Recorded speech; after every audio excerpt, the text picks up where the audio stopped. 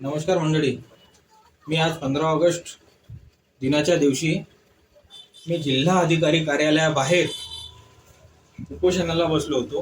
मी माझे न्याय आणि हक्क मागण्यासाठी बसलो होतो.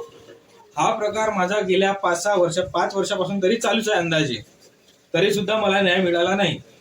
आज जिल्हा अधिकारी कार्यालयासमोर एक पोलीसवाला आला सिव्हिलवर, तो धमकी देऊन गेला आणि त्यानंतर 4-5 पोलीसवाले आले, गाडी आली. यांनी माझा आणि माझ्या मिसेसचा मोबाईल हिसकण्याचा प्रयत्न केला. मोबाईल हिसकल्याच्या नंतर यांनी मारठोक केली आम्हाला. माझ्या पायाला मार, हाताला मार, हे बघा जखम झालेली आहे इथे हाताला.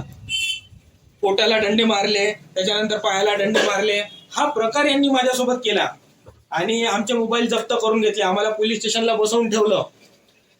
आम्हाला तर सोडून दिलं आता, पण यांनी मोबाईल दिले नाही. आम्हाला धाक दाखवला, धाकधपट केली, भीती दाखवली.